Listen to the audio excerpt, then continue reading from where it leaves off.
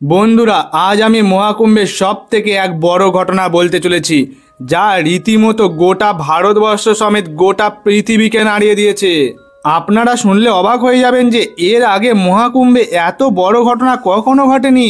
প্রয়াগরাজ মহাকুম্ভের মেলা 13ই জানুয়ারি থেকে শুরু হয়েছে, আর এক সপ্তাহের মধ্যেই এই মহাকুম্ভ মেলা শেষ হয়ে যাবে। কিন্তু এই মহাকুম্ভ মেলার শেষের দিকে যে ঘটনা ঘটলো তা মানুষ স্বপ্নেও কল্পনা করতে পারেনি।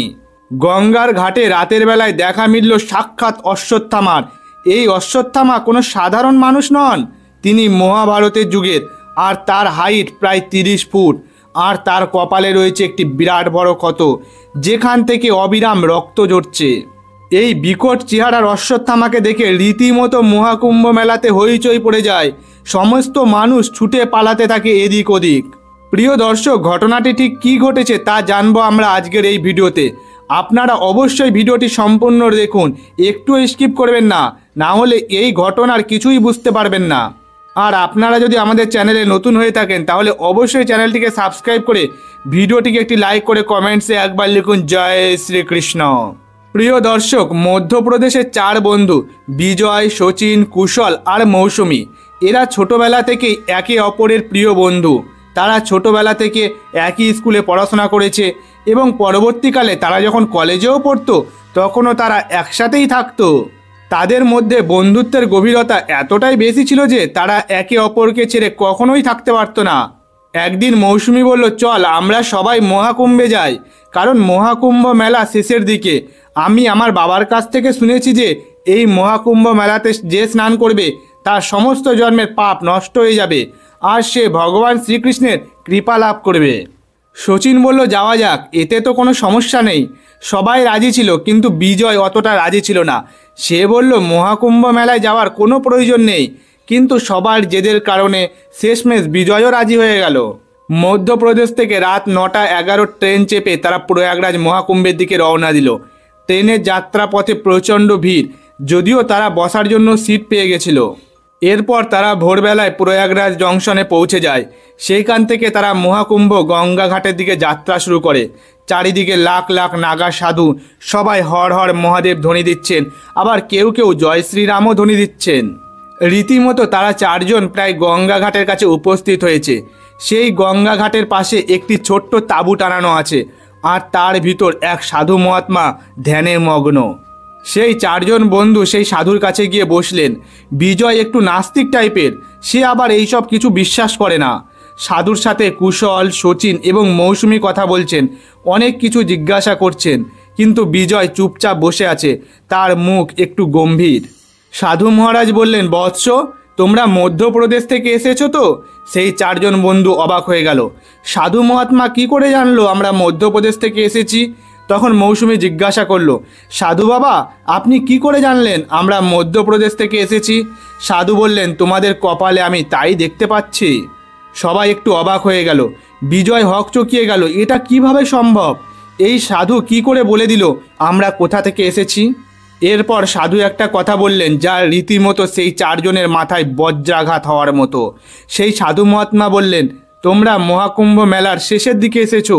তোমাদের সাথে এই কুম্ভ মেলাতে একটি বড় ধরনের অলৌকিক ঘটনা ঘটতে চলেছে। আমি শুধু তোমাদেরকে এটুকু বলতে পারি, তোমরা সবাই একটু সাবধানে থাকবে এবং চারিদিকে চোখ কান খোলা রাখবে। কুশল বলল, ঠিক আছে বাবা, আমরা তাহলে এখন আসি, আমরা একটু চারিদিকে ঘুরে দেখি। সাধু বললেন, তোমাদের মঙ্গল হোক। এরপর তারা গঙ্গার কাছে গেলেন।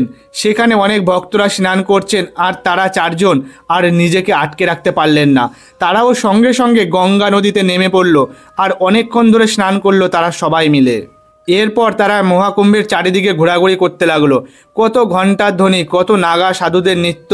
কোনো সাধু আগুনের উপর তপস্যা করছে, কোনো সাধু জলের উপর তপস্যা করছে, আবার কোনো সাধু কাটার উপর শুয়ে রয়েছে।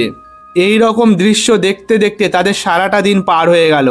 এরপর কুশল বলল, আজ আমরা রাতটা এখানেই কাটিয়ে কাল ভোরে স্নান করে আমরা বাড়ির দিকে রওনা দেব। কুশলের কথাতে সবাই রাজি হয়ে গেল। বিজয়, শচীন বলল, ঠিক আছে তাই হবে। মৌসুমী, তোর কোনো অসুবিধা নেই তো? মৌসুমী বলল, না, তোরা যেটা ভালো বুঝিস সেটাই কর, আমার এতে কোনো অসুবিধা নেই। মৌসুমী বলল, আমার খুব খিদে পেয়েছে, কিছু খাওয়ার ব্যবস্থা কর। ঠিক তখনই পাশে ইসকনের ফুড স্টল ছিল। সেখানে ইসকন থেকে বিনামূল্যে প্রসাদ দেওয়া হচ্ছিল। তারা চারজন ইসকন থেকে প্রসাদ সংগ্রহ করে গঙ্গার পাশে একটি নির্জন জায়গায় বসে মা গঙ্গার অপরূপ সৌন্দর্য উপভোগ করছিল। বিজয় বলল, আমি প্রথমে ভেবেছিলাম মহাকুম্ভ মেলায় আসলে আমি বোরিং হয়ে যাব, কিন্তু সত্যি এই মহাকুম্ভ মেলায় এসে আমি নিজেকে ধন্য মনে করছি। সত্যি আমার খুব ভালো লাগছে। তারা একে অপরের সাথে নানা রকমের কথা বলতে লাগলো। তখন বাজে রাত 11:30। হঠাৎ মৌসুমী লক্ষ্য করলো গঙ্গা নদীর জল একটু উথাল পাতাল করতে আরম্ভ করেছে। গঙ্গার নদীতে ঢেউ আছড়ে পড়ছে। শচীন বলল, কি ব্যাপার, এত রাত্রে গঙ্গা নদীর জল এত উথাল পাতাল হচ্ছে কেন? সারাদিন তো খুব ভালোই ছিল, কোনো তো সমস্যা হয়নি। প্রিয় দর্শক, এরপর তারা সেই গঙ্গা নদীতে যেই দৃশ্য দেখলো, যা রীতিমতো তাদের গায়ে কাঁটা দিয়ে দিয়েছে। তারা ভয়ে থরথর করে কাঁপতে আরম্ভ করেছে। তাদের মুখের ভাষা হারিয়ে গেছে। তারা আর কোনো কথা বলতে পারছে না। আর তারা এক জায়গা থেকে অন্য জায়গায় যেতেও পারছে না, কারণ তাদের শরীরে কোনো শক্তিই নেই। তারা দেখলো সেই গঙ্গা নদীর জলের মধ্যে থেকে উঠে আসছে এক বিরাট চেহারার একজন মানুষ, যা সম্পূর্ণ মানুষের মতো দেখতে। কিন্তু তারা ভাবছে মানুষ কি এত বড় হতে পারে? আর এরপর তারা লক্ষ্য করলো তার কপালে একটি বিরাট বড় ক্ষত, আর সেই ক্ষত থেকে রক্ত ঝরছে। অশ্বত্থামা তাদের কাছে এলো। এরপর অশ্বত্থামা গভীর কণ্ঠ নিয়ে বলল, তোমরা মহাকুম্ভে স্নান করছো, খুব ভালো কথা, কিন্তু একটা কথা মনে রেখো, গঙ্গা স্নান করার পর তোমাদের সম্পূর্ণ পাপ তো নষ্ট হয়ে যাবে, কিন্তু এরপর তোমরা আর কোনো পাপ করবে না। মৌসুমী বলল, আমরা তো কোনো পাপ করিনি। এবার অশ্বত্থামা একটু রেগে গেলেন। বলল, তোমরা পাপ করোনি? তোমরা কত জীব হত্যা করো, আর সেই জীব রান্না করে তোমরা খাও। গঙ্গা স্নান করার পর আর কোনো জীব হত্যা করবে না, আর কোনো প্রাণীর মাংস ভক্ষণ করবে না। যদি তোমরা কোনো প্রাণীর মাংস ভক্ষণ করো, তাহলে তোমরা মহা পাপের ভাগী হবে। আর তোমরা যতই মহাকুম্ভে স্নান করো না কেন, তোমরা নরকে গমন করবে। এর থেকে তোমরা কেউ রক্ষা পাবে না।